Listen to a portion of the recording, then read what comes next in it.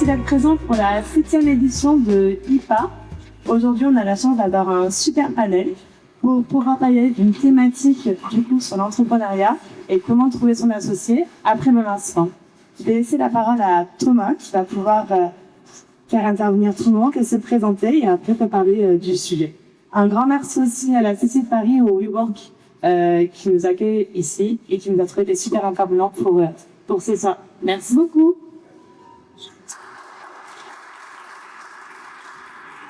Bon, bonsoir à tous. D'abord, dans les remerciements, effectivement, merci à vous d'être présents, déjà, n'hésitez pas. Merci à Katie aussi d'avoir organisé l'événement, c'est toujours intéressant. On va essayer de vous éclairer sur un sujet, effectivement, qui est loin d'être anodin. Alors, en 2 secondes, je me présente. Moi, je suis avocat en droit des affaires depuis 25 ans. Depuis 25 ans, j'accompagne les entreprises, et notamment les entreprises qui se montent ou une fois montées, qui cherchent effectivement à se développer. Parfois, le développement, ça passe par une association. Et donc, ce que je vois, c'est des entreprises qui, pour X et Y raison, et vous, avec nos intervenants justement, retour d'expérience, tentent de trouver un associé, le trouvent, ça se passe bien, ça se passe mal, et les bons points, les mauvais points de l'association, et ce qu'il faudrait pour vous en tout cas éviter, ou alors ça vous donnerait ce sujet à réflexion. On m'avait demandé un petit icebreaker ce soir, donc c'était les intervenants. J'ai 25 ans de mariage aujourd'hui, pourtant je suis avec vous. Bravo. Ouais, merci pas. Bravo à ma femme surtout. Bravo à ta femme. C'est vrai. Et moi, je dis souvent aux chefs d'entreprise que j'ai face à moi, quelque part, l'association, c'est une sorte de mariage. Alors, mariage de raison, mariage d'amour, mariage qui finit bien, mariage qui finit mal, raisons pour lesquelles on se marie ou non, période de vie commune préalable, des notions aussi qu'on va aborder ce soir. Donc, toutes ces choses-là, effectivement, il faut vous aider ça en tête pour peut-être poursuivre l'adage, faut-il mieux vivre seul que mal accompagné? Faut-il être accompagné à tout prix? Donc, ce soir, on va évidemment parler de toutes ces choses-là, avec un point précis, c'est que vous êtes déjà lancés, vous êtes déjà, si on fait un rapide sondage dans la salle, vous êtes tous solo aujourd'hui? Je parle professionnellement, hein, évidemment. Hein. D'accord. Les autres sont déjà associés. Et donc, on va voir effectivement comment choisir l'associé, en toute l'expérience de chacun, parce que vous êtes tous associés effectivement dans vos structures, vous avez tous des retours positifs, négatifs, des interrogations et autres qu'on va pouvoir voir. Donc, la première partie, ça va être pourquoi vouloir un associé? Est-ce que quelqu'un connaît ça?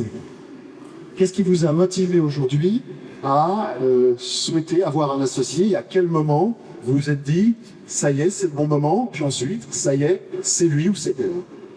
On commence par vous? Allez. Merci beaucoup, bonjour à tous, merci à tous d'être là. Moi je suis Victoria, j'ai cofondé une startup qui s'appelle Manabou. Pourquoi un associé? Déjà avant de monter ma boîte, j'étais dans un fonds en venture capital et c'est vrai que dans la liste des red flags, il y avait solo founder. Donc forcément ça motive et puis en plus de ça, même si moi je suis ingénieure de formation mais je suis pas ingénieure de métier comme je le dis, je développe pas, je fais pas même si j'ai appris à coder. Et c'est vrai qu'aujourd'hui on lance tous beaucoup de produits technologiques et d'avoir un associé technologique, ça permet d'avoir tout en interne, d'avoir quelqu'un qui est motivé, qu'on paye pas comme un cabinet ou un dev en freelance et ça peut commencer à coûter vraiment très cher et quelqu'un qui est aussi impliqué que moi et sur la partie technique. Donc ça a été mes premières volontés. Bonjour, je suis Alban, et associé de Nicolas. Et souvent d'être ici, c'est assez rigolo parce qu'il y a quasiment 20 ans, là il y a une photo de moi justement en jaune et c'était contre la porte d'entrée. Et il y a quasiment 20 ans, c'était Alvancia et en fait pendant 3 ans, j'avais été dans un incubateur dans lequel justement il y avait Alix et Rémi de l'UBIO à BTC, des gens qui ont cartonné. Je crois que une boîte qui vaut des millions, des gens qui sont cartonnés. Et moi, je ne pas du tout cartonné, comme eux. Pendant 20 ans, en fait, j'ai créé un festival il y a 20 ans, qui est une association, et qui est super chouette, c'est le Festival Million Dance. Et justement, pendant 20 ans, en fait, j'ai un peu la solitude du dirigeant, ou d'être tout seul, des choix qui sont lourds. Et moi, j'avais vraiment une volonté justement de m'associer. Après, c'est pas forcément avec le festival parce que c'est une association. mais justement avoir un projet entrepreneurial et m'associer pour pouvoir vraiment porter à deux un projet, et justement vraiment avec les métaphores du mariage, justement pour se dire peut-être qu'un couple, ça peut être pas mal pour... ouais. Et puis sinon, notre rencontre avec Nicolas est assez amusante. En fait, on est tous les deux papas, on est tous les deux 4 enfants. Et on se voyait de loin dans l'école de mes enfants. On se met présent un peu parce que justement il n'y a pas le physique. Et ça, il y a eu le coup de foudre, mais a mis un peu de temps après justement un ou 2 heures d'école à un dîner. Donc j'ai vraiment un petit peu ce que j'ai fait. Et au début, le Nicolas justement voulait m'aider pour le projet du festival. Et après, je développais le festival et à Limoges. J'avais décidé pour faire des concerts à Paris. Il m'a dit viens, je sais quoi. Et après, c'est de plus en plus investi. Et à la fin, je lui ai dit tu veux pas être associé justement. Il m'a dit ouais, si tu veux, donne-moi 2% ou 5% de la boîte. Comme elle envoyait des milliards, on n'avait plus aller, on fait un 50-50. Et 50-50, justement, c'était vraiment pour dire on y va à fond.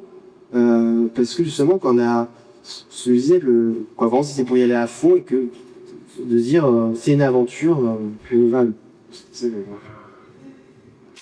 Ouais, mais juste parenthèse, en tant qu'avocat, 50-50. Voilà. Donc c'est vrai que c'est de l'amour dont tu parles, mais de l'amour aveugle. Bonsoir à tous. Vincent, donc, je suis fondateur de Weblead. Des associations, j'en ai connu quelques-unes. J'ai dû m'associer 6-7 fois dans ma vie.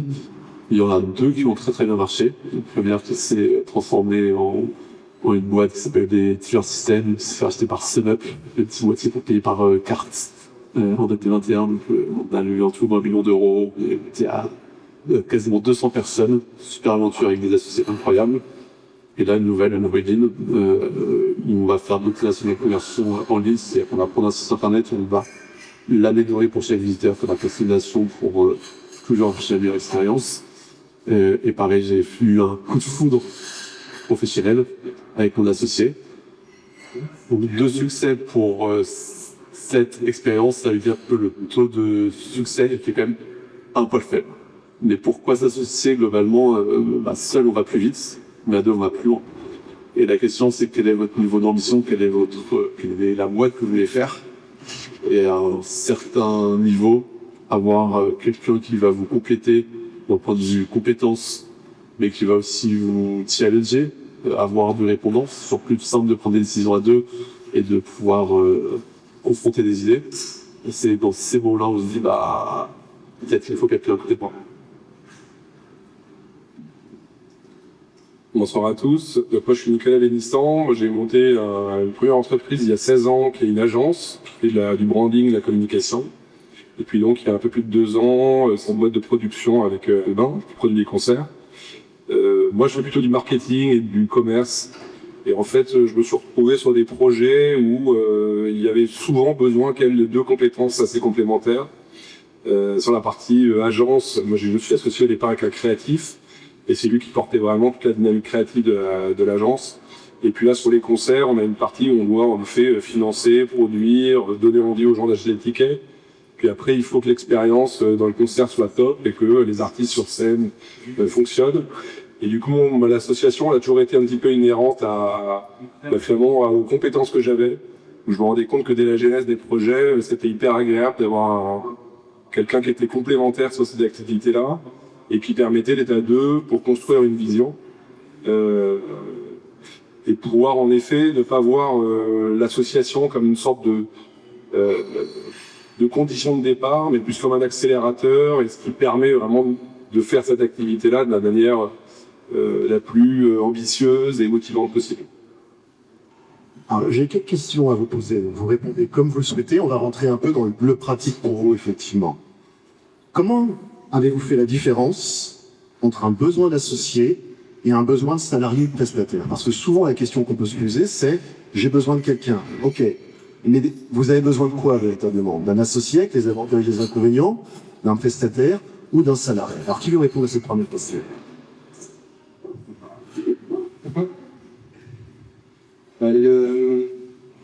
Mais en fait, quelque part, pour moi, Nicolas, c'est un peu comme Claude ChatGPT. C'est-à-dire vraiment quelqu'un à qui on peut balancer les idées et justement qui a du répondant. Et quelqu'un, justement, avec Nicolas, on est assez différents. Et ça permet justement de se dire, vraiment, ça, c'est l'intelligence collective, à être associé. Et avec, justement, le but que je vous ai fait faire, c'est que c'est l'intelligence collective, sauf que notre capital est, qu'on est solidaire dans l'échec.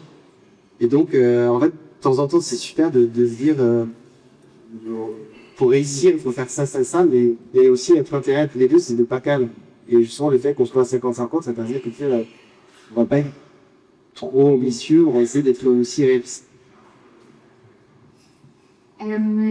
Du coup, pour moi, c'était assez intuitif, dans le sens où je voulais lancer un produit qui était scalable et technologique, et que j'avais pas les compétences technologiques, et sinon, il fallait payer des centaines de milliers pour avoir un produit, et surtout un produit qui serait réplicable. Parce que si je peux embaucher n'importe qui pour faire mon produit, c'est que n'importe qui finalement peut le faire. Et du coup, j'ai trouvé déjà un associé avec qui déjà on s'entend bien, on a les mêmes valeurs, on a la même vision, on n'a jamais eu un conflit. Après, on parlera du mouvement légal, mais en tout cas, il y a des choses à dire qui vont pas plaire à mon voisin de droite. Mais on a une vraie complémentarité et on crée ensemble. Il crée le produit et moi, je vends son bébé. Il est amoureux du produit. Il est pas amoureux de la société, il est amoureux de ce qu'il construit. Et d'avoir quelqu'un d'aussi impliqué, c'est pas un employé. Et moi, j'étais d'ici avant.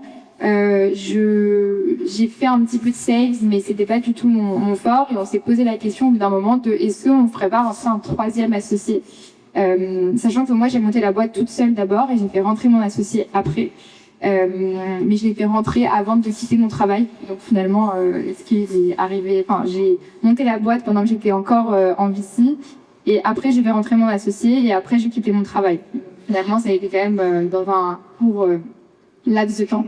Et là, récemment, on s'est demandé si on n'embauchait pas un head of sales, ou si on prenait pas un head of sales associé. Donc ça a été une vraie question, parce que je suis pas sales et parce que au début d'une boîte, finalement, il faut vendre, et le commercial, c'est le nerf de la guerre. Donc ça a été une décision qu'on s'est posée, mais finalement, un sales, qu'est-ce qu'il veut? Il veut de l'argent. Il veut convertir vite, et même on a fait quelques entretiens pour un associé, finalement il avait pas ce tempérament associé, parce qu'il voulait un salaire des jours 1, alors que nous ça fait plusieurs mois qu'on est là et qu'on se paye pas et qu'on est impliqué et qu'on veut créer et qu'on investit sur le long terme.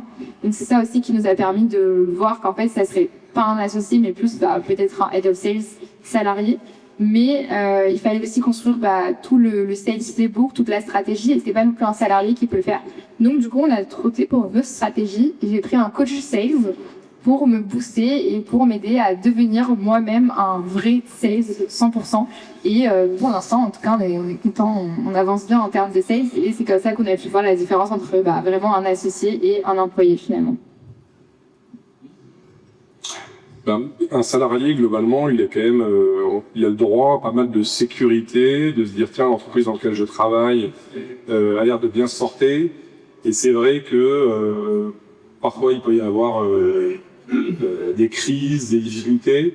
Et puis notre chef d'entreprise ou l'associé, il arrive avec le sourire en disant que globalement la situation va bien et qu'il faut continuer à être dans une bonne dynamique. Et c'est vrai que le niveau de discussion sur essayer d'être le plus transparent possible avec ses salariés, parfois il y a un peu de décalage entre la crise et après comment expliquer cette crise à ses salariés, comment l'accompagner. Alors donc, le salarié, ce qu'il souhaite, c'est en effet être en confiance et être en sécurité, alors qu'avec l'associé, immédiatement, vous pouvez quand même partager les choses sur la vision, sur comment réagir, sur comment refaire les choses différemment ou mieux. Et c'est vrai que la relation, elle est assez différente, donc pour pouvoir avancer avec quelqu'un, challenger ses idées, sa vision, interagir dans la stratégie. Je trouve que l'associé est une solution hyper utile. Un salarié, il va plutôt essayer d'accompagner le projet, le servir, mais il ne va pas forcément nous challenger. C'est par rapport à ça aussi qu'il faut s'interroger sur quel est le profil que vous êtes amené à chercher. Pour compléter un peu ce qui a été dit, je pense que si la vie c'est avant tout des rencontres, globalement, j'ai lancé ma deuxième boîte, Day One, j'avais déjà 2 salariés. C'était les salariés, juste parce que c'était pas des profils avec qui je pouvais m'associer. Il y a des gens qui veulent s'associer, il y a des gens qui veulent être salariés, c'est très bien. c'est pas le même niveau de responsabilité, c'est pas le même niveau d'engagement. Et encore une fois, il y a besoin des deux. On peut pas s'associer avec 150 personnes. Et à un moment, il y a tant d'autres personnes pour nous aider à porter l'entreprise. J'ai rencontré mon associé un peu après. Je lui ai jamais posé la question de vouloir être salarié. C'était dans sa tête, c'était pas son souhait. Il avait envie de prendre les manettes avec moi. J'étais très content qu'il soit là. Donc, il y a des enjeux, des contraintes, et notamment en dehors du stage, quand on est assez jeune et peu de moyens, c'est mieux de s'associer plutôt que de payer comme on l'a vu. Si on a plus de moyens, on peut se permettre justement de choisir la même personne, et on s'associe pas avec n'importe qui, on s'associe avec une personne qui a la même vision, qui a le même niveau d'ambition, qui a la même motivation que nous. Et ça, on le retrouve facile d'un salarié, pas donné tout l'amour que je prends comme les salariés, ils n'ont pas le même niveau d'engagement que D'accord. Donc, si je résume cet aspect-là, c'est à la fois un mix de technicité. La question que tu t'es fait poser, c'est j'ai besoin de ressources, et de mentalité quelque part. J'ai besoin d'avoir quelqu'un qui n'est pas juste là parce que c'est un salaire et qui pourrait partir demain, mais quelqu'un qui croit au projet, qui va s'investir tout autant que moi, quitte à manger des pâtes pendant des mois, des années, et Dieu sait que j'aime les pâtes, mais en tout cas, qui croit suffisamment au projet pour faire une croix pour partager aussi les risques, effectivement. D'accord. J'ai une dernière question à vous poser, toujours pour nourrir la réflexion de la salle, on a à peu près 1 heure, donc avec une réponse à peu près un peu plus brève aujourd'hui. Est-ce que vous avez failli vous associer avec quelqu'un qui n'était pas le bon? Et qu'est-ce que vous avez retenu de ça? Alors, notamment toi qui as multiplié les aventures associatives. Pire que ça, je me suis associé avec des gens qui n'étaient pas le bon. Et même dans l'autre sens, je n'étais pas la bonne personne pour les associations. Alors, ça arrive tout le monde. Hein. Je pense que, je sais pas si vous avez déjà recruté un petit peu dans la salle, mais en général, on se forme beaucoup dans le recrutement. Dans l'association, malheureusement, ça arrive aussi de se planter pour plein de bonnes et de mauvaises raisons. Des problèmes d'alignement, de vision, ou même tout simplement à un moment, les envies se séparent et c'est comme ça. Donc, je suis vacciné à ça. Le premier truc que j'ai fait avec mon associé, on n'avait pas de fonds, on n'avait rien, la boîte ne faisait pas d'argent, mais on a quand même signé un pacte d'associés. Contrairement à d'autres personnes ici, je crois. Mais un pacte d'associés, c'est un pacte de mariage, un contrat de mariage, mais c'est surtout un contrat de divorce. Il faut anticiper ça, c'est comment, en cas de problème, on sauve la société. Et d'abord, c'est ça. Donc, encore une fois, ça peut nous arriver de nous associer avec les mauvaises personnes, mais on en rendrait compte souvent assez vite. C'est la vie, faut changer, simplement.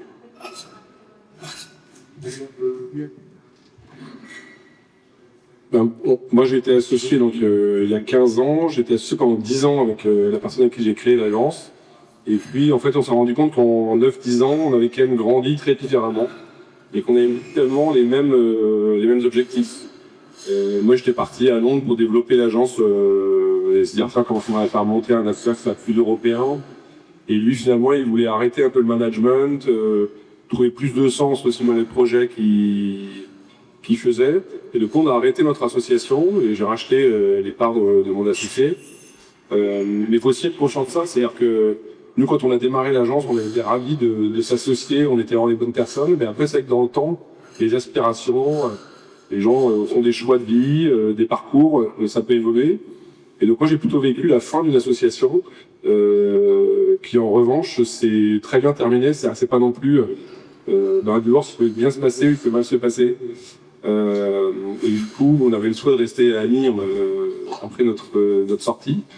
Et finalement, voilà, faut aussi se dire que c'est peut-être un parcours qui part pour 5 ans, 10 ans, mais là où le contrat de mariage, j'espère qu'il va durer éternellement, on aura remonté 25 ans. Mais l'association, elle peut aussi être très utile à un moment, et puis après, les contextes d'activité ou d'association peuvent évoluer. Et c'est pas finalement non plus un drame ou la fin de la boîte si l'association évolue. Avant mon association, moi je m'étais associée avec 2 dames de 60 ans, c'était ma première expérience. Et c'est vrai que, bah, en fait, ça, au début, ça se passait vraiment bien. Et dès qu'on est rentré un petit peu dans le dur, bah, finalement, je me suis vite rendu compte un petit peu, finalement, comme quand on est en couple, au bout de 2-3 mois, quand on commence à être d'accord sur rien, un peu à se marcher sur les pattes, quand c'est un petit peu la même chose. Et au final, nous, ça a duré à peu près 1 an, avec cette première expérience avant que je travaille dans ce fond. Et au bout d'un moment, en fait, il y a eu, moi, donc j'avais 2 dames qui étaient associées avec moi et elles m'ont prise aussi parce que, voilà, j'étais jeune, j'étais dynamique, j'avais des nouvelles idées. Et au final, j'avais un peu l'impression d'être la stagiaire des fondatrices. Et du coup, il fallait faire exactement comme elle voulait, un petit peu maniaque du contrôle, mais finalement, c'est pas une question d'âge. Au début, je me suis dit, c'est juste que peut-être que je suis un peu jeune et que j'arrive pas à m'affirmer, mais finalement, même entre elles, c'était un petit peu comme ça. Il y avait un petit peu un problème de contrôle. Et c'est vrai qu'il y a des personnes avec qui c'est facile de travailler, des personnes avec qui c'est plus compliqué.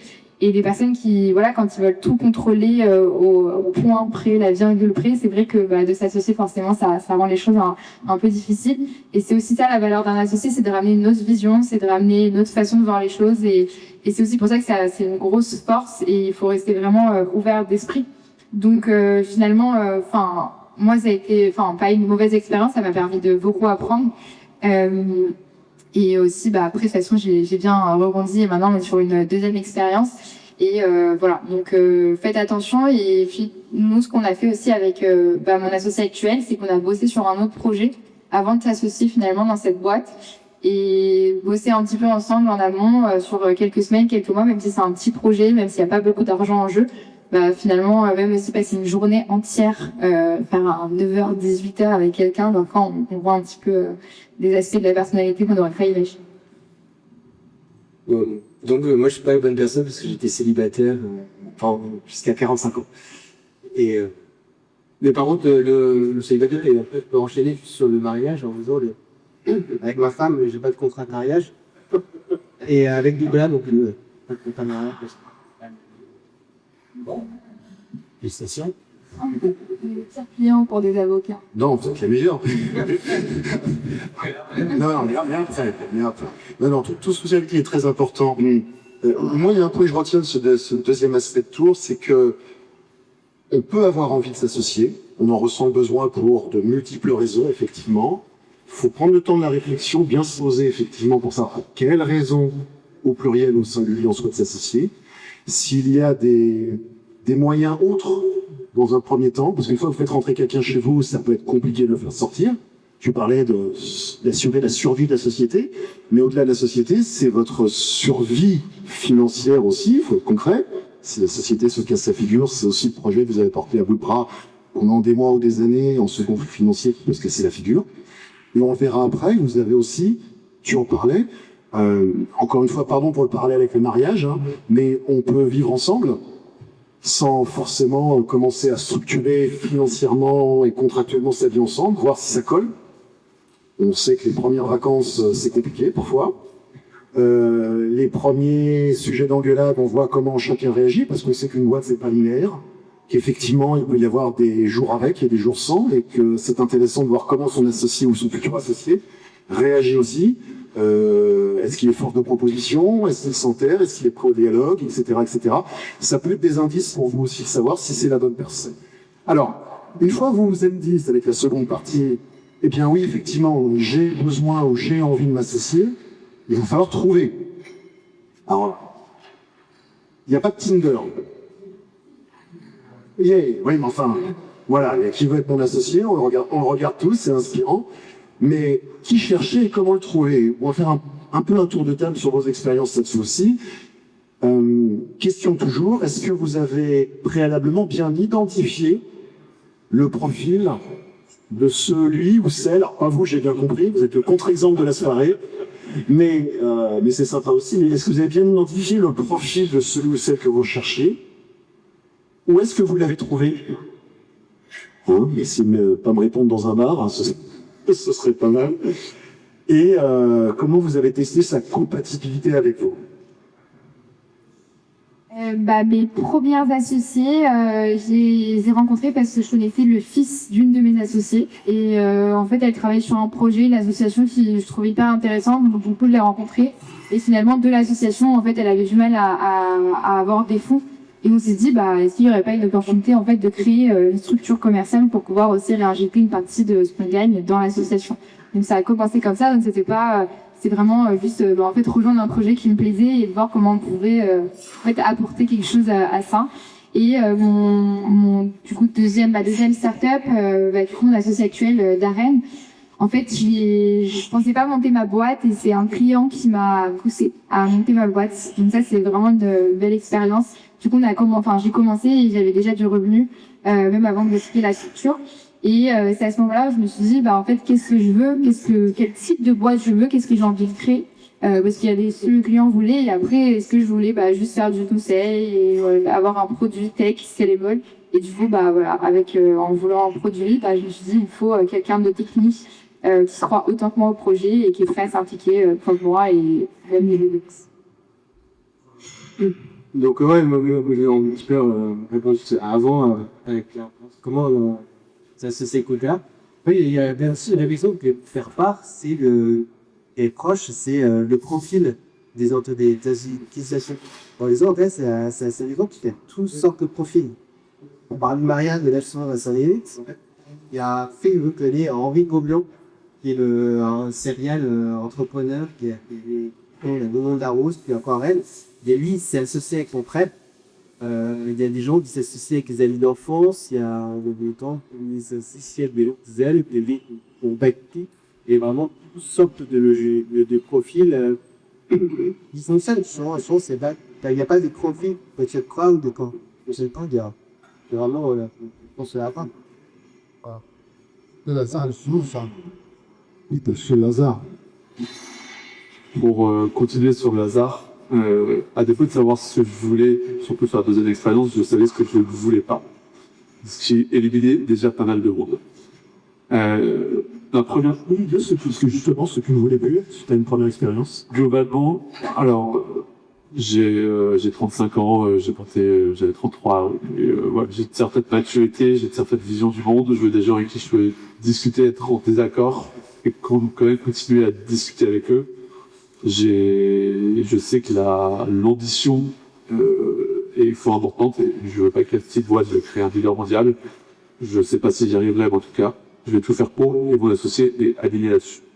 On veut les mêmes valeurs, on veut la même façon de communiquer. Avec mon associé, on est souvent en désaccord, on n'est jamais en dispute. Mais c'est ça qui est fort, c'est qu'on peut se dire les choses droit dans les yeux et de temps en temps on fait des bêtises tous les deux, on est humains.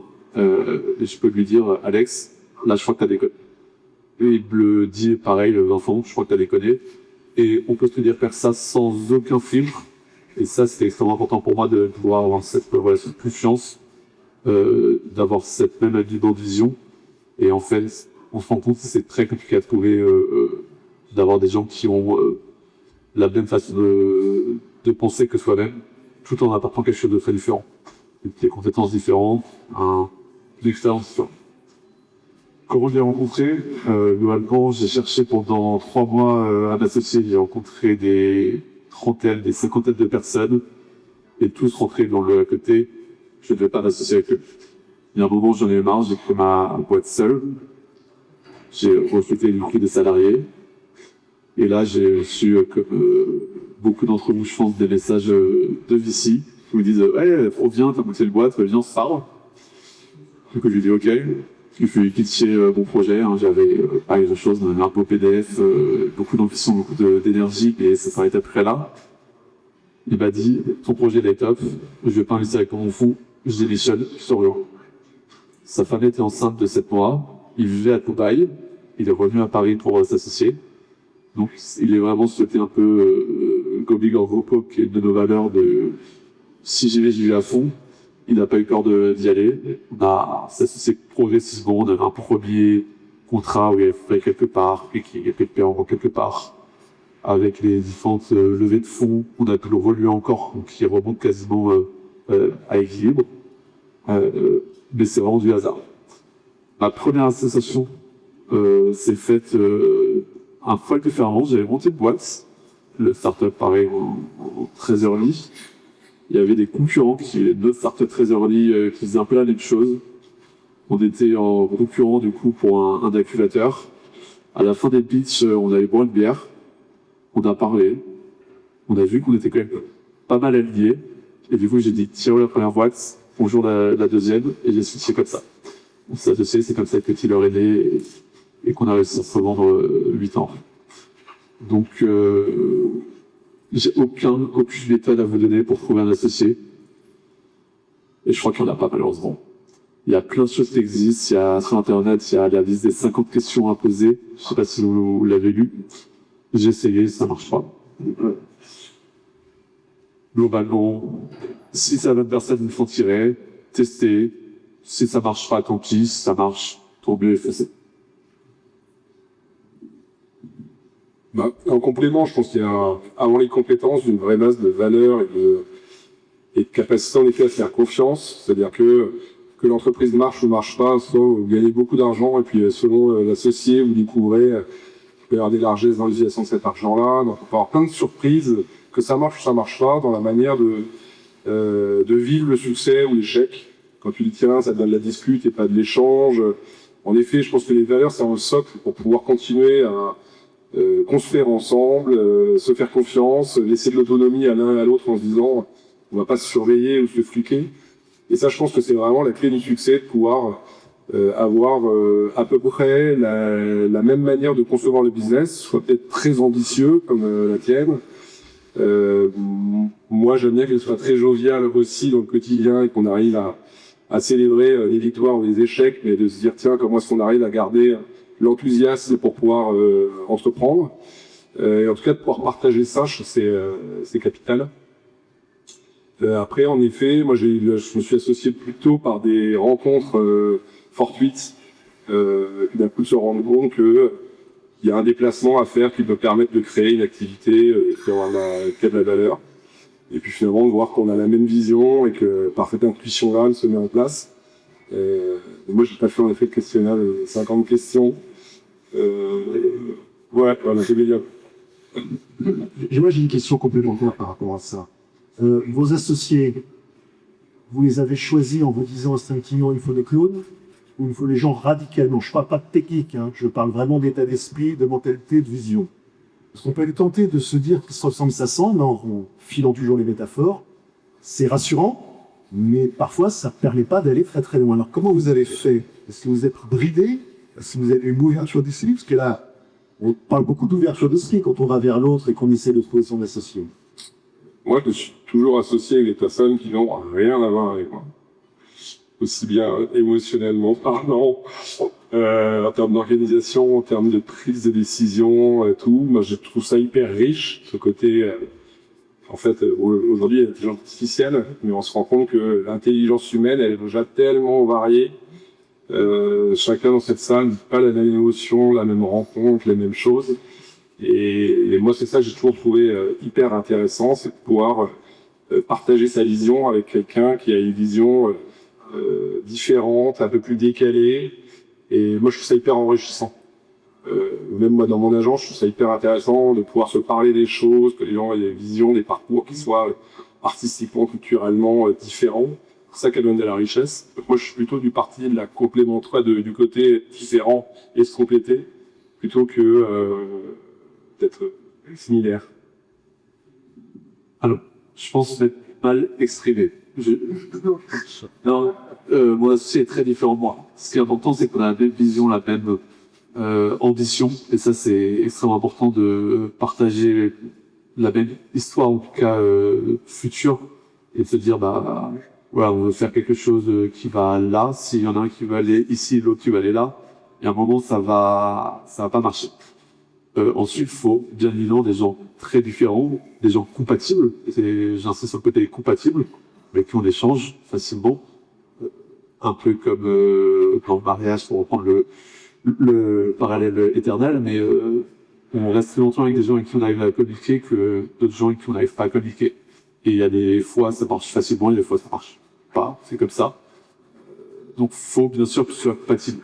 Ensuite, oui, dans l'aspect compétence, dans l'aspect culture, dans l'aspect façon de penser au global, il faut essayer d'être le plus large possible pour pouvoir avoir des débats et des vraies discussions.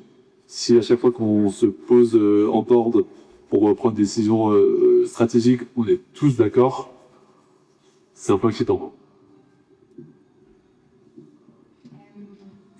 Mon associé, on est très différents, dans le sens où c'est un développeur pour l'accessoire. Quand on a emménagé dans des bureaux, il y a des salles réunions au sous-sol, il y a des Connect, et toute les journées, sans collègues, j'ai pensé que ça allait vraiment par la tête, j'ai pas arrêté, sans milliards, sans Connect, sans réforme dans le cadre.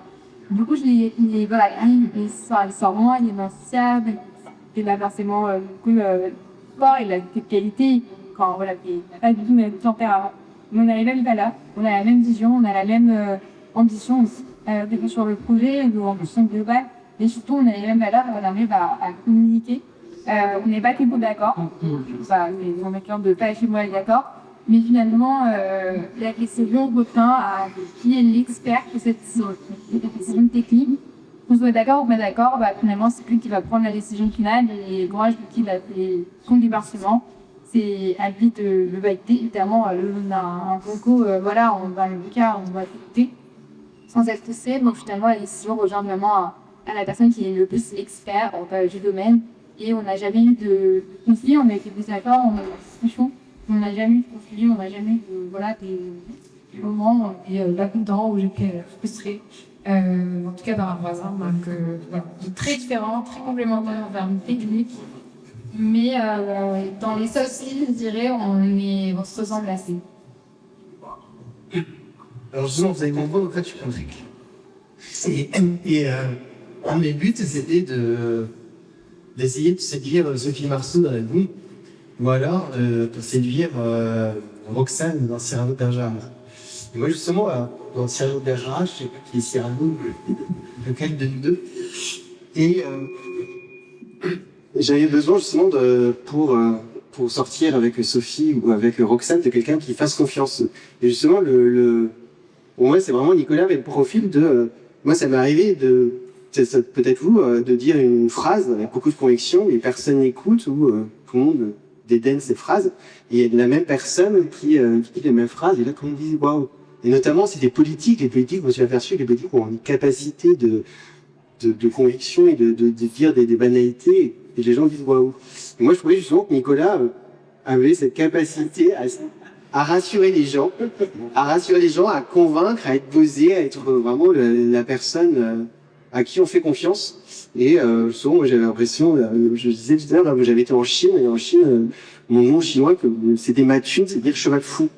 Et je me suis aperçu justement que j'étais peut-être super créatif et que justement, quand on fera des levées de fonds, etc., je pense que notaire, Nicolas prendra la parole. C'est une belle déclaration d'amour. Bon, on a, je vais encore ça. On a abordé deux premiers thèmes, parce que le temps file et après on aura un jeu de questions-réponses aussi pour vous évidemment. Premier thème, on l'a vu, pourquoi s'associer, pourquoi vouloir s'associer. Second thème, effectivement, qui trouver et comment le trouver, plus exactement qui chercher et comment le trouver. Le troisième thème va être un peu plus aride, mais c'est le closing finalement. C'est comment le faire entrer. Et c'est donc structurer son entrée au capital de la société. Parce que finalement, alors, certains ont commencé directement avec un associé, donc ils sont rentrés pas vous, hein, mais ils sont rentrés en même temps. D'autres ont déjà, vous avez donné la main tout à l'heure, ont déjà un associé, d'autres vont en faire rentrer, donc vous avez fait rentrer quelqu'un chez vous. Vous allez donc partager, encore une fois, pardonnez-moi pour la métaphore, mais inconsciemment, vous verrez qu'il y a un peu de ça, vous allez partager votre bébé. Vous allez confier une partie de votre bébé à quelqu'un que vous avez trouvé, que vous connaissez plus ou moins bien, à qui vous allez faire confiance. Alors, ce que j'aimerais savoir aujourd'hui, auprès de vous, là-dessus, c'est effectivement, il a fallu d'abord, quand vous l'avez trouvé, après l'avoir cherché, décider sous quelles conditions il allait rentrer. Donc on va parler un peu de valo déjà. Comment vous avez mis en place la valo de l'entreprise pour savoir combien vous alliez lui donner? Est-ce que ça a changé quelque chose aussi vis-à-vis de vos clients, bien évidemment? Et pour les chanceux qui ont mis un pacte en place, qu'est-ce que vous n'avez pas mis et que vous auriez voulu mettre? Alors, première question, c'est comment vous avez valorisé la société et combien vous avez négocié avec quelqu'un son entrée. Globalement, après toutes les associations, donc soit quand moi je suis entré en live founder, soit que j'ai accueilli mon live founder, on a été assez d'accord, mais parce qu'il y avait la possibilité de le faire entrer à valeur nominale, c'est-à-dire 1 euro l'action, on a accepté de faire ça. C'était possible parce qu'il n'y a eu aucune autre opération avant. Quand il y a une levée de fonds, il y a une valo qui existe, et en général, vos fonds vont jamais accepter de faire une valo plus basse. Ce qui peut se comprendre. Donc, dans ces cas-là, il y a d'autres mécanismes.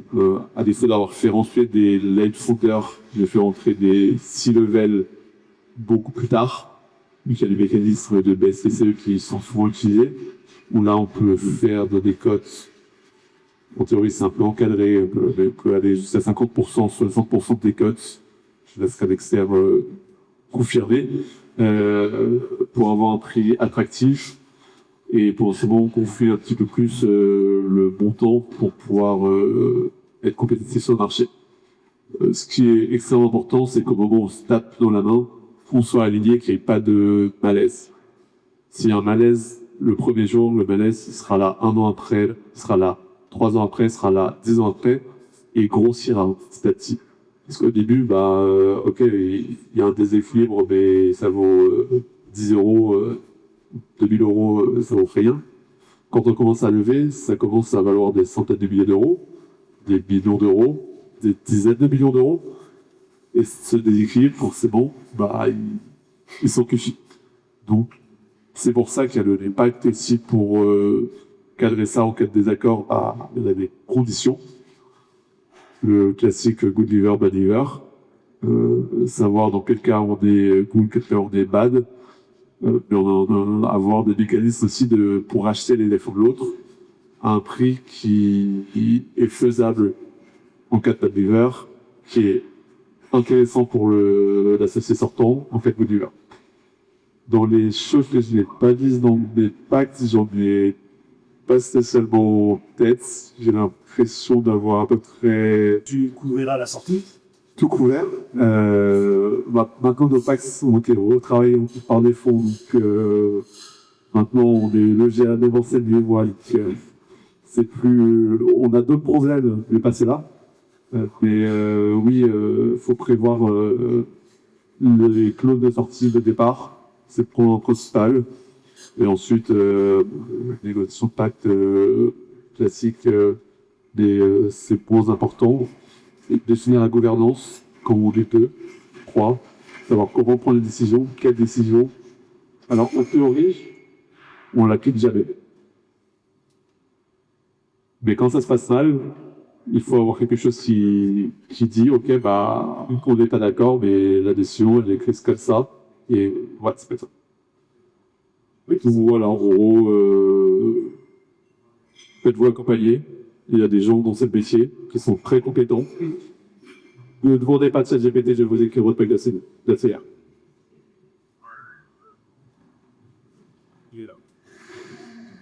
Moi, j'ai pas eu le cas d'entrée, en fait, moi, je suis associé à la création des projets. C'est plus sur la sortie où moi, j'ai racheté des parts dans mon associé. Là, la question est combien ça coûte, c'est quoi la valorisation. Là, nous, moi, j'ai pas regretté, on a aidé un médiateur qui a permetté d'assurer en fait un cadre de discussion et d'échange qui est hyper bien. Parfois, vous êtes un peu tendu et il suffit un truc que vous a regretté le lendemain, que la cristallisé plein de choses. Et après, vous avez dit, c'est bien, on a bien travaillé, on a passé à les choses. Là, on y reprendra demain. Et je trouve ça, cet accompagnement-là était hyper utile.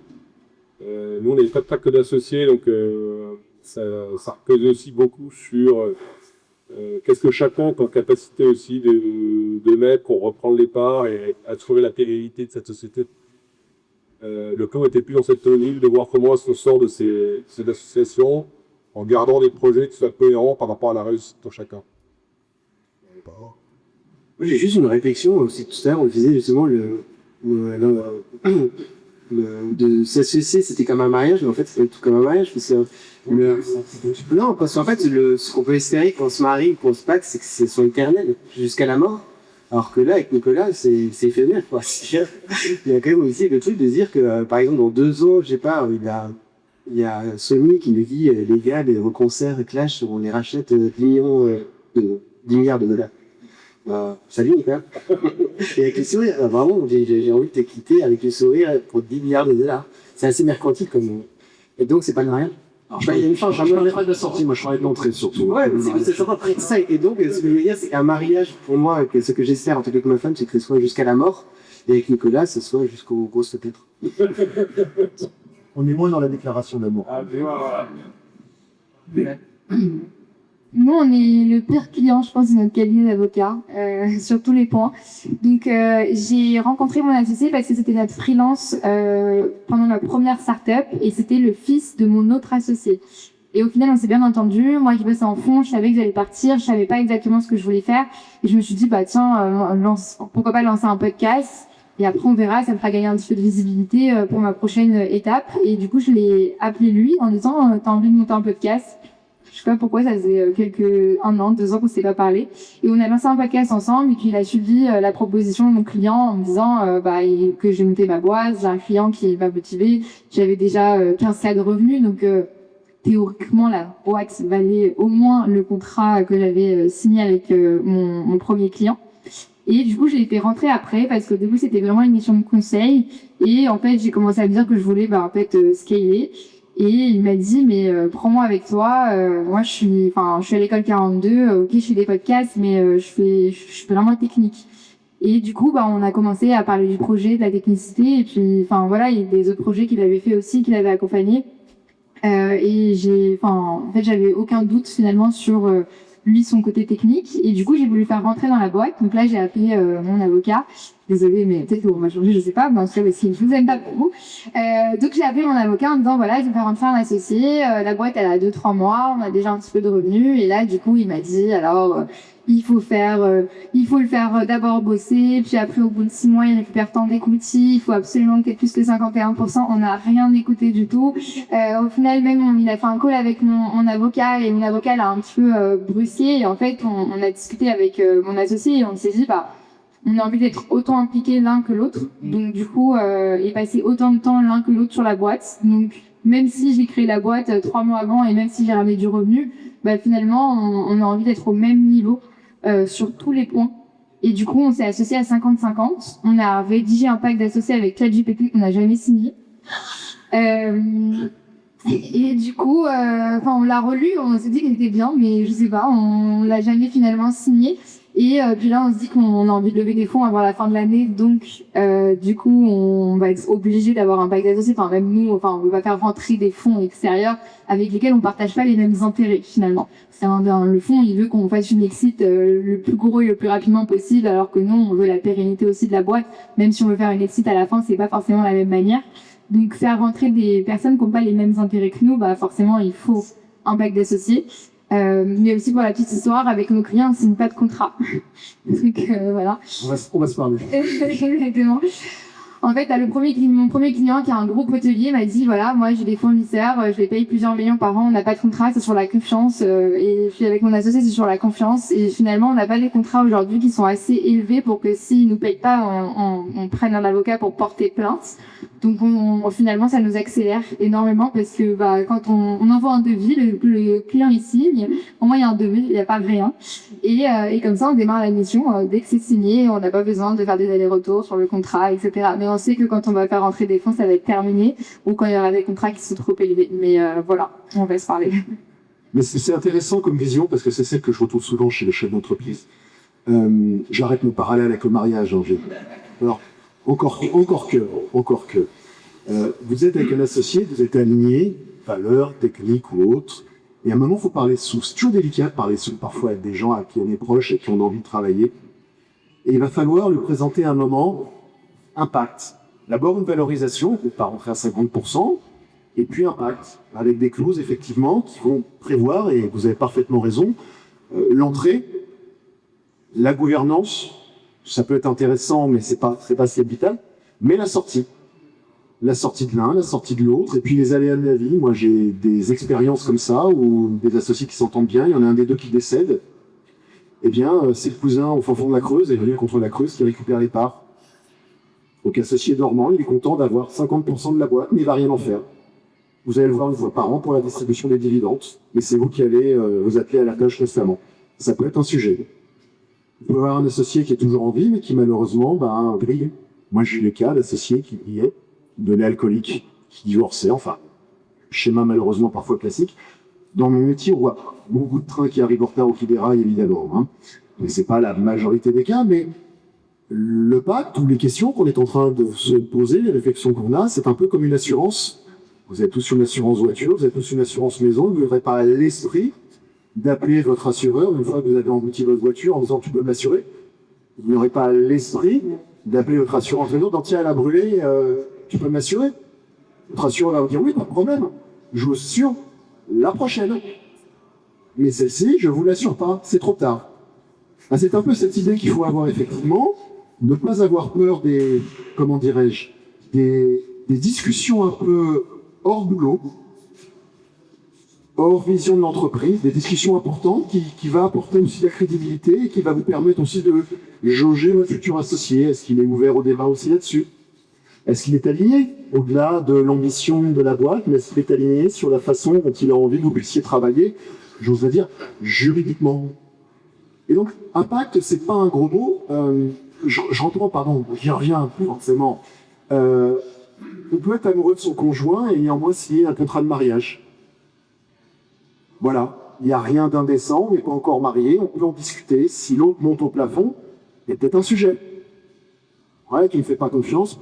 Non, c'est pas une question de confiance. C'est une question de protection parce que je sais pas, moi j'ai des biens personnels dans ma famille, il faut que je protège. Je suis pas tout seul sur certains biens, je suis en indivision avec mes frères et sœurs que c'est encore. Donc c'est une réflexion. Quelqu'un qui vous dirait t'as pas confiance en moi quand il faudrait qu'on fasse un pas, hors même investisseur du reste, hein. Des gens non, c'est faire survivre la boîte, et ça c'est fondamental, c'est intéressant. C'est vrai que Nicolas, on l'avait eu, il y a souvent du sens de se dire, c'est un ou deux qui meurt, moi je t'aime bien, mais j'aime pas forcément ta femme. Et oui, plutôt ça d'ailleurs. Ouais, c'est vrai, genre. Et là on l'avait eu, mais simplement c'était dit, après qu'il y ait quand même les statuts. Ouais. Et après le truc aussi, en fait, c'est tellement de cas de figure qu'en fait, c'est effectivement dans un cas, on a prévu un cas de merde, il n'y avait pas d'autre, et on n'a peut-être pas eu de bon avocat.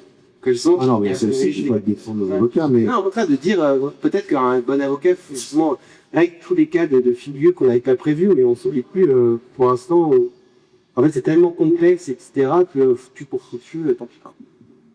Alors, juste après on fera le jeu questions-réponses parce qu'on arrive à la fin de cet échange. Derrière vous, du reste, il y a des familles. Il y a des maris, des femmes, des enfants à protéger financièrement également. Ils veulent pouvoir bénéficier du fruit de votre travail et... Non, blague à part. Un contrat, c'est une assurance. On ne peut pas interdire quelqu'un à quelqu'un de violer un contrat, on peut juste avoir les munitions pour se dire, si tu le violes, j'ai de quoi aller en justice pour te faire plier. Et ça, c'est important. Ou pour le dissuader d'y aller du reste. Et le pacte d'associé, c'est un contrat comme un autre. Stopper dans la main, c'est bien. Maintenant, si ça fonctionne. Regardez l'exemple parfait de gens qui, jusqu'à présent, ont fonctionné sans pacte d'associé. Et peut-être, toi, dans tes expériences passées, tu es sorti de l'association où, finalement, vous avez trouvé un terrain d'entente. C'est génial. Mais je ne peux pas donner de statistiques sur le nombre d'entreprises le nombre d'associés, plus exactement, le nombre d'associations qui se finissent bien. Et puis même si on a 90%, si vous tombez dans les 10% qui restent, vous avez l'air malin. Et donc vous pouvez perdre pas mal de choses. En tout cas, c'est là-dessus que ce soir, on vous met, au travers des retours d'expérience et des quelques petites alertes, vous alerter, vous aiguiller. On est bientôt au terme. Est-ce qu'on passerait aux questions-réponses? Ça te va?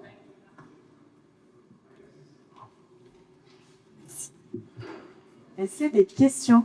Je vous laisse le micro pour pouvoir poser vos questions au panel. Oui.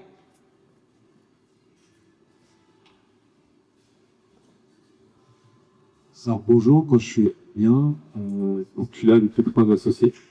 Il en manque un quatrième. On a joué ce principe, c'est plus ou moins la même chose que le 50-50. On est à 25-25-25. Il manque un 25, je crois. Et ben en réalité, on a ajouté dans notre pacte d'associés justement la venue d'un médiateur, dans le cas où il y aurait une problématique. Est-ce que finalement, c'est pas la solution contre le 50-50? Ou du moins, si on fait un 50-50 parce qu'on se sent plus à l'aise de le faire au départ et on veut que tout le monde soit plus ou moins avec des paria en fait. D'accord. Alors déjà, non, un 25-25-25. 25, c'est pas comme un 50-50. C'est mieux. Parce que 50-50, vous êtes deux, vous n'êtes pas d'accord, la décision n'est pas prise. 25-25-25-25, si on n'est pas oublié. 3 contre 1, c'est faisable. Après, vous avez dans le pacte des clauses qui disent pour certaines décisions, faut l'unanimité, faut la majorité, que si on est à égalité, ça passe quand même. On peut avoir des clauses qui disent Paul sera obligatoirement obligé de voter comme moi et moi comme Paul pour tel type de décision, au moins pendant tant de temps. Donc ça, c'est faisable. La médiation, c'est bien. La médiation, c'est quand c'est bloqué. Donc déjà, on est sur une situation de blocage. Alors concrètement, un blocage dans une société, c'est est-ce qu'elle continue à fonctionner au quotidien? Est-ce que les salariés sont pas flippés et se demandent effectivement si ça va pouvoir partir en vrille et qu'eux-mêmes ont envie de partir? Donc il faut rassurer les associés, il faut rassurer les salariés, peut-être rassurer les banquiers, rassurer les clients. Donc médiation, c'est pas mal, mais c'est pas une fin en soi. La médiation, c'est intéressant si tout le monde joue le jeu. Donc on peut le faire effectivement, ça peut être une bonne chose. Mais encore une fois, médiation, c'est une fois qu'on a tout essayé et une fois qu'on est néanmoins bloqué par rapport à ce qui a pu être écrit dans le pacte. Hein. Voilà. J'espère avoir répondu à votre question. Est-ce qu'il y a d'autres questions? Ouais.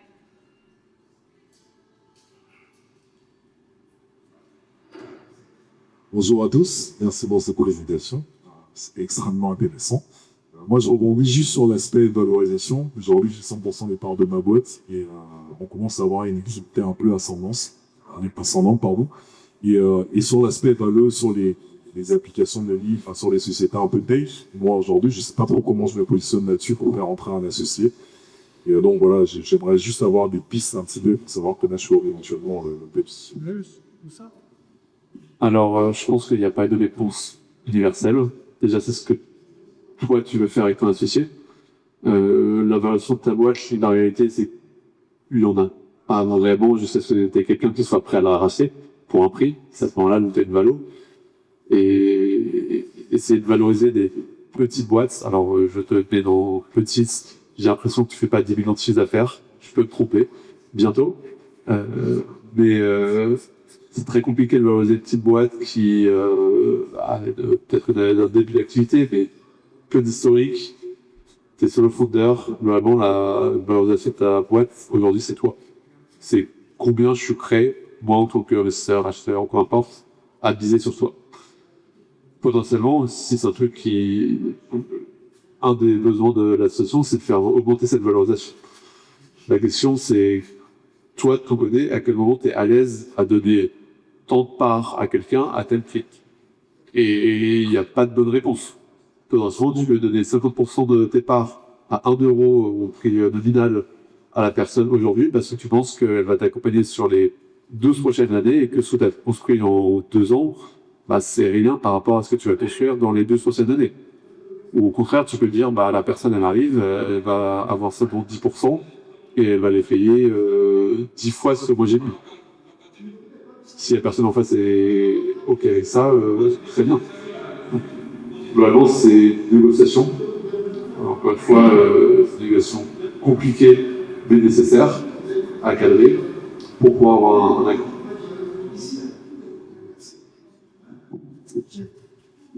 Aussi, nous, on a associé à racheter 50% des parts à part minimale, donc vraiment, au plus bas, après, ça faisait que quelques mois, et bon, il y avait un contrat 15K, donc voilà, c'était assez évident. Mais je pense aussi, pour créer la confiance avec les associés, faut pas essayer de s'enrichir sur le dos de son associé, et puis le voir comme une valeur ajoutée où on va s'enrichir ensemble. Et après, la plupart enfin, en tout cas, les plus gros fondateurs que je connais, ils créent pas une start-up non plus pour faire de l'argent, ils créent une start-up parce qu'ils ont envie d'entreprendre. Et au contraire, pendant les premières années, on est plus à risque en termes financiers que l'inverse. Enfin, vaut mieux aller dans un corporate job, gagner bien sa vie, pas de risque. Et si on veut vraiment, enfin, si on veut gagner de l'argent, c'est vrai que les startups, si on la revend, mais la probabilité de faire une licorne qu'on revend est tellement faible que voilà, c'est plus pour l'expérience et s'enrichir de toutes les manières possibles ensemble. Juste un point que j'ajouterais sur le plan technique, il y a deux types d'associés pâles. Il y a l'associé qui va travailler dans la boîte, il y a l'associé dormant qui peut être considéré comme un investisseur. Donc bien évidemment, en fonction de qui vous avez en face, vous n'avez pas donné. Si c'est de l'argent que vous cherchez et qu'un fonds arrive en disant « je mets 2 millions », il va être un peu plus exigeant qu'un technicien, si j'ose dire, qui lui a pas forcément beaucoup de ressources financières, mais qui peut avoir un intérêt pour vous de venir travailler, de la sécurité dans la boîte. Et après, sur le plan strictement technique dans le cadre de Pacte, il y a ce qu'on appelle les clauses vesting, c'est-à-dire que vous prévoyez un plan d'accompagnement au fur et à mesure, si les objectifs de la boîte sont atteints, il va grignoter de nouvelles parts et au fur et à mesure. Donc c'est une carotte quelque part aussi. Vous le faites rentrer confortablement, c'est-à-dire que vous soyez confort avec ce pourcentage, tout en lui laissant la possibilité, si ça tourne bien, de continuer à faire grossir la boîte avec vous et de pouvoir vous rattraper en termes de pourcentage, sans arriver jusqu'au 50-50. Sans arriver jusqu'au 50-50. Voilà, c'est beaucoup.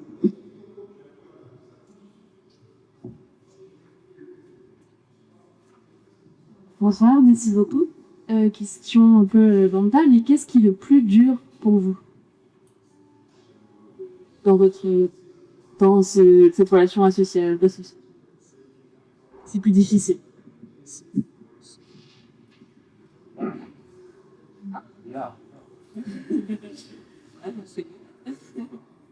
Bah, je pense que ce qui est, moi, ce que je trouve le plus dur dans l'entrepreneuriat, c'est un peu l'écart type des émotions. C'est-à-dire que vous pouvez avoir des sujets, des préoccupations business, après émotionnellement, l'autre ou l'un peut avoir des sujets perso. Donc on se retrouve, je trouve, à avoir un écart type qui est très large, aller du très pro au très perso dans la relation. Et parfois ça peut être lourd à porter, donc je trouve que c'est important de pouvoir s'équilibrer. Mais je trouve que c'est toujours de garder le recul pour rester dans la bonne dynamique et pas subir l'association. C'est-à-dire que c'est de se dire comment est-ce qu'on arrive à toujours créer un cercle vertueux. Et on peut vite être tenté parfois d'arrêter d'avoir cette vigilance, un peu peut-être comme dans le couple, hein, c'est toujours le fil rouge, ou de se dire tiens, comment est-ce qu'on arrive à peut-être se dire tiens, on part 2 jours, faire un petit séminaire, essayer de revoir si on est toujours aligné. Je trouve que ce qui est compliqué, c'est ce court terme, long terme, c'est un côté un peu perso, un peu pro, tout se mélange. Et de se dire comment est-ce qu'on arrive à garder cette dynamique et toujours de construire un projet qui va être le plus ambitieux possible, le plus réussi. Et voilà, et de garder cette dynamique, je trouve, pas la perdre. Droit de réponse. Oui. Non, oui, c'est des choses. Le premier truc, c'était de se supporter. Et c'est au point de vue positif, c'est-à-dire que justement, il y en a un ou deux, et en plus c'est vraiment ça, il y en a un quand on n'est pas tout le temps top tous les deux. Et justement, le truc qui est top, c'est quand celui qui est top supporte celui qui est pas top. Et justement, en plus, tous les deux, quand on a tous les deux notre entreprise ensemble, et de temps en temps, Nicolas a un coup de mou, un coup de jus, où il doit justement s'occuper de son autre boîte, et moi j'ai de la dispo, et justement, avec la confiance, etc., on arrive à avoir ce yo-yo en disant, ok, là c'est à toi, là on y va tous les deux. Et après, finalement, il y avait le truc d'être aligné. D'être aligné, c'est-à-dire justement d'avoir la chance pour que quand il y a ce coup de mou, le but c'est de ne pas avoir le coup de mou à deux. Et donc je réinsiste sur le côté supporté, justement, c'est que t'es dans la mer, je te monte, et justement de se dire que peut-être que les entrepreneurs qui sont tout seuls, ils n'ont pas cette chance justement d'être supportés.